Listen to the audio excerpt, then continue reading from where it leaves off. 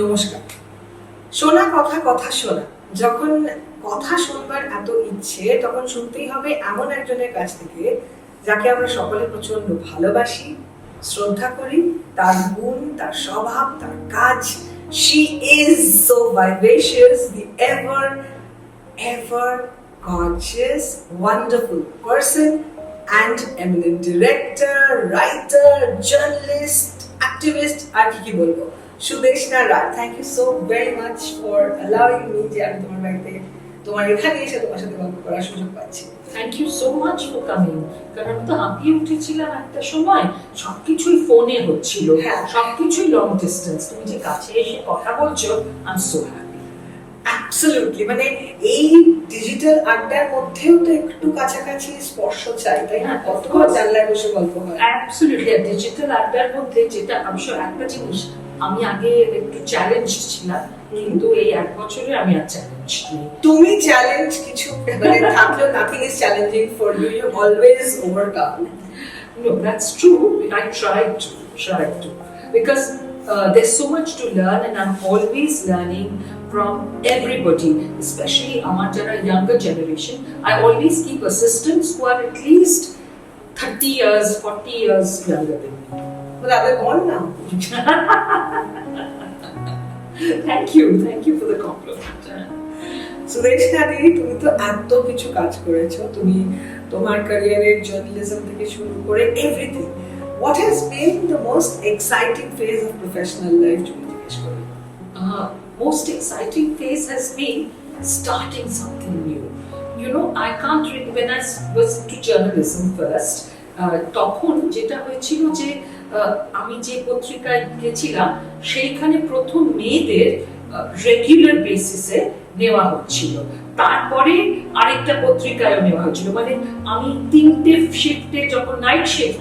So for me জার্নালিজমে প্রথম যখন নাইট শিফট করতে আরম্ভ করি, সেটা একটা বড় জিনিস ছিল। রাত্রির বেলায় কাজ করছি, সারা রাত কাজ করছি, না 2-2:30 শেষ হয়ে যেত। তারপরে আমরা সবাই মিলে আড্ডা দিতাম, এন্ড সেই আড্ডাটা was just incredible. That actually আমাকে অনেক কিছু আমি শিখেছি ওই আড্ডার মারফত। আমি না অত বই পড়ে ঘ্যাচর করে শিখতে পারি না, আমি লোকের কাছ থেকে শিখি।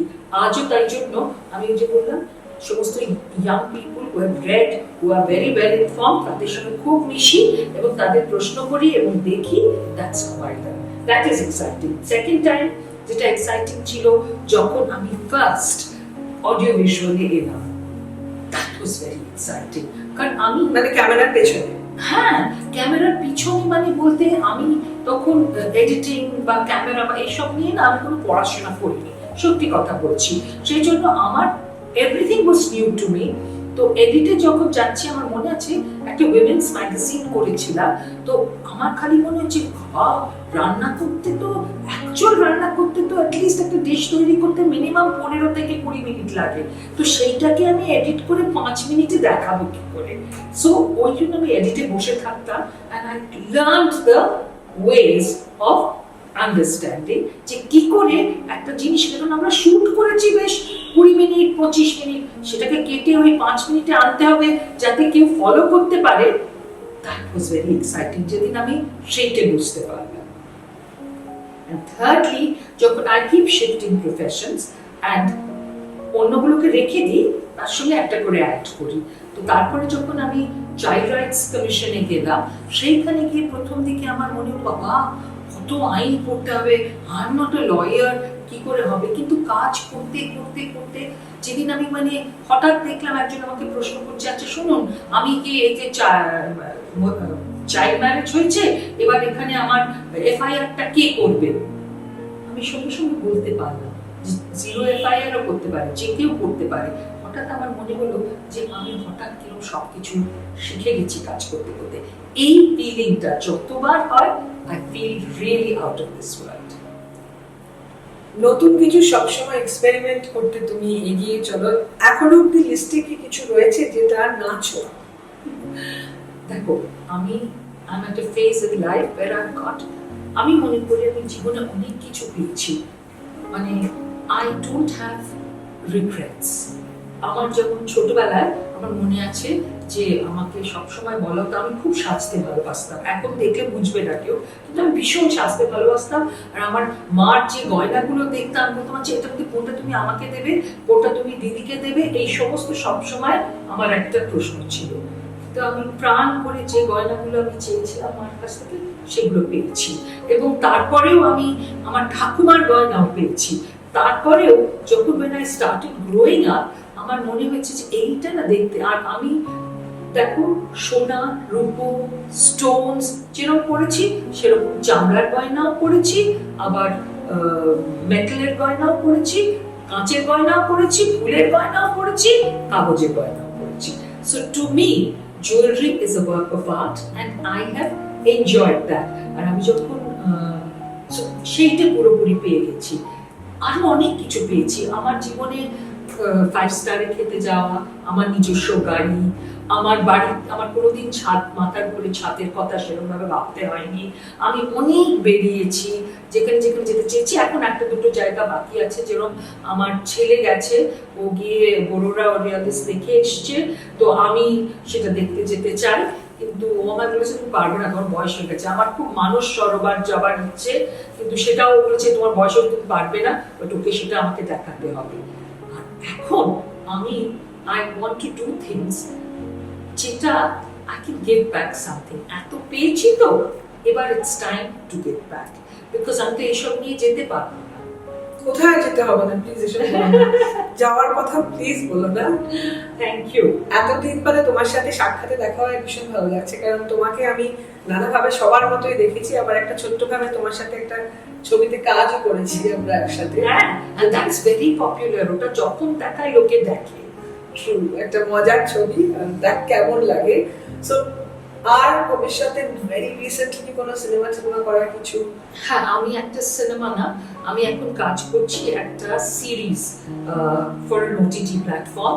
গল্পটা ইজ অ্যাবাউট 6 or 7 গার্লস, হ্যাঁ, এবং দে অল কাম একটু সাবারবান, মানে শহরতলি থেকে এসেছে কলকাতায়। তারা একটা পেইং গেস্ট অ্যাকোমোডেশনে আছে, এবং তাদের জীবনে তাদের অ্যাম্বিশন, তাদের সমস্যা আমরা সবাই ভুল করি। আমরা সবাই এই যে বড় হয়েছি, ঠক্কর না খেলে বড় হওয়া যায় না, হ্যাঁ, এবং আমরা প্রত্যেকেই কোনো না কোনো অগ্নি পরীক্ষার মধ্যে দিয়ে গিয়েছি, চলেছি, এখনো চলেছি। হ্যাঁ, তো এইটা হচ্ছে এই যেটা করছি, আই এম এনজয়িং ইট, কারণ ওটা স্ক্রিপ্টও আমি লিখেছি। It's about 5 or 6 girls.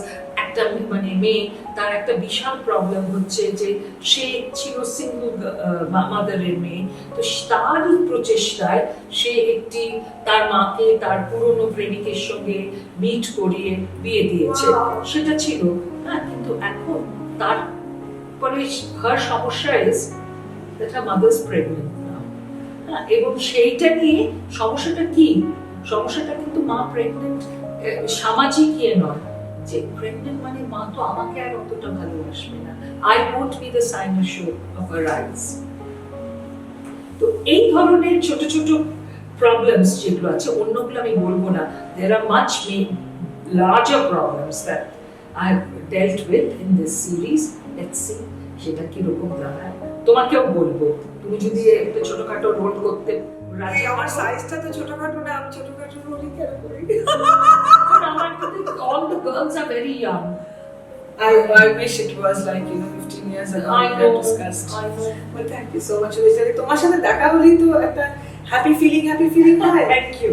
এই যে তোমার মধ্যে একটা constant positivity, I'm sure, like you said, that every time we are all going through various difficulties, how do you and what do you tell yourself? নিজেকে কি বলো যখন মনে হয় যে একটা মেঘলা দিন আছে? দেখো, আমি না, আমার মার একটা কথা, my mother was very positive, so I look at everything very positively. যে যদি মেঘলা দিন আসে তার মানে বৃষ্টি পড়বে, তার মানে গরমের মধ্যে একটু ঠান্ডা হবে, হ্যাঁ, তাহলে আমি অ্যাকচুয়ালি বেটার অবস্থায় থাকবো। এই যে প্যান্ডেমিকের মধ্যে আমি আটকে ছিলাম, আমার মনে হচ্ছে যে কুড়ি আমি অনেক বেশি কাজ করেছি, কারণ এই কুড়িতে আমি বসে স্ক্রিপ্ট লিখে ফেলেছি, এই কুড়িতে আমি একটা ছাদ বাগান বানিয়ে ফেলেছি, এই কুড়িতে আমি আমার বাড়ি রং করিয়ে ফেলেছি, আমি আমার মাকে অনেক সময় দিতে পেরেছি। She passed away on the 1st of January, but I have no regrets that I did not giver, মানে আমাদের অনেক সময় হয় না বাবা মাকে আমরা রেখে দিই, কিন্তু তারপরে মারা যাবার পর একটা বিশাল কিছু করি, করে তাকে মেমোরি মনে রাখার চেষ্টা করি, তা নয়। I was with her even till the last bit. So that is a, and I felt very bad যেদিন she passed away. I saw her in front of me. খুবই মেঘলা দিন ছিল, কিন্তু আমার মনে হলো আমার মা বলছে যে আমার ছুটি হয়েছে, আমার এই ছুটি, তার জন্য মন খারাপ করো, আমি আছি তোমার মধ্যে। একদম ঠিক। মায়েরা তো কখনোই কোথাও যায় না, তারা থাকে কিন্তু হয়তো শরীরে আমরা তাদেরকে আর পাই না। বাট এইদিকে একটা যাওয়ার কথা তুমি বললে, কিন্তু এই যে দিদা হওয়ার আনন্দ, ঠাকুমার আদর, এই ঠাকুমা হওয়ার আনন্দটাও তো একটা, সেটা একটা বিশাল আনন্দ ডেফিনেটলি। আর যেটা সবচেয়ে বড় আনন্দ আমার, ঠাকুমা হওয়াটা তো বড়, কিন্তু আমার যেটা ভালো লেগেছে যে আমি আমার ছেলেকে একটা, যেমন আমাদের সবাই, আমি যখন ছোট ছিলাম আমার মা বলতো তোমাকে স্বাধীন মেয়ে হয়ে বড় হতে হবে, তোমাকে নিজের পায়ে দাঁড়াতে হতে হবে। আমি দেখলাম আমার ছেলেও স্বাধীন, সে বাচ্চা মানুষ করতে পারে, সে বাচ্চা, ওই দুদিনের বাচ্চা যেটাকে আমি ক্যারি করতে ভয় পাচ্ছি, ও এরকম করে ক্রুক অফ হিজ আর্মে নিয়ে তাকে চান করানো থেকে আরম্ভ করে সবেতেই he has helped his wife and they have worked together. I'm very proud of both of them. They are such wonderful parents. I wasn't like that. I had a nanny from the day one. আমার খালি মনে হতো ওকে ধরলে ও যদি পড়ে যায় তাহলে কি হবে, কিন্তু ওরা দুজনে কারোর হেল্প ছাড়া যেভাবে, এইটা আমার কাছে একটা বিশাল চমক, মানে কি বলবো, চমক। আমি এটা নিয়ে খুব আপ্লুত। বেশি কথা বলতে চাই না, কারণ এই নিয়ে লোকে হাসাহাসি করবে। তুমি দেখেছিস নতুন ঠাম্মা হয়েছে তাই জন্য কিরকম আপ্লুত হয়ে গেছে, সবকিছু নিয়েই লাফালাফি করছে, but it is a great feeling. আর ওই ছোট্ট ছেলেটাকে যখন কোলে নিই বা ওকে যখন ফিড করছি বটলে, ইট ফিলস গুড দ্যাট আমারও একটু ওর মধ্যে আছে। একটু আগে তুমি বলছিলে যে ছোটবেলায় তুমি মায়ের গয়নাগুলো ভাবতে যে এটা নেবো, ওটা মা, এটা আমার, কোন একটা স্পেসিফিক গয়না যেটার সাথে একটা অদ্ভুত ইমোশন জড়িয়ে আছে, যেটা এখনো হাতে ধরলে একটা অন্যরকম ফিলিং হয়? আমার মার একটা কঙ্কন ছিল, হ্যাঁ, সেই কঙ্কনটা ভীষণ সুন্দর, মানে এরকম করে কাটা কাটা কাটা কাটা কাটা। তো আমার মা বলতে, আমি বলতে তুমি পড়ো না কেন, পড়ো না কেন? তো মা আমাকে খুব মজার একটা গল্প বলেছিল এই কঙ্কনটা কাটা কাটা, তো এটা সবসময় পড়া যায় না, কারণ এটা পরে যদি রাতের বেলা আমি তোমার বাবার মাথায় একটা বাড়ি মারি তাহলে তোমার বাবার খুব লাগবে। এইটা না আমার কাছে একটা খুব ছিল, কিন্তু এটা খুব একটা রোমহর্ষক এবং আনন্দের জিনিসও ছিল।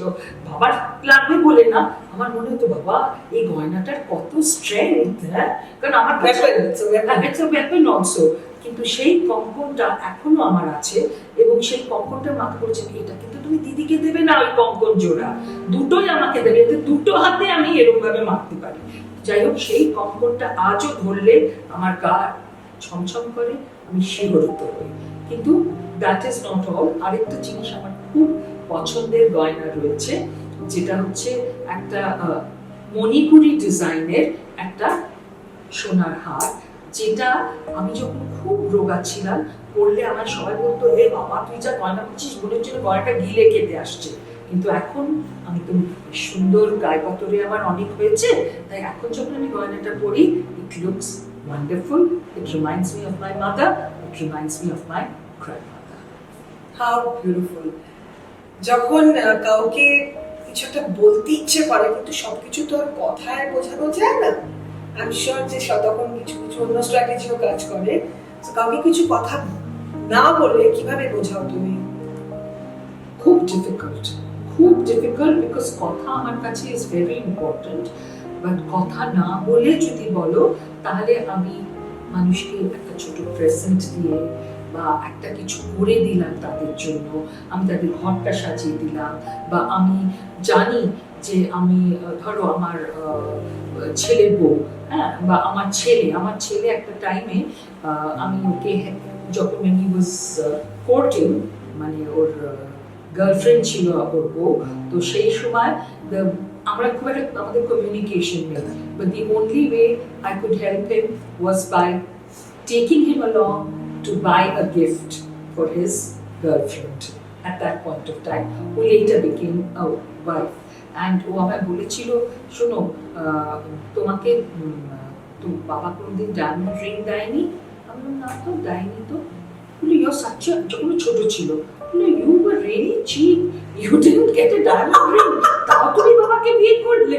সো যখন ও বড় হলো আমার ছেলে, তখন আমি ওকে নিয়ে গেলাম, and I said your wife shouldn't be cheap, huh? So you buy a diamond ring for her.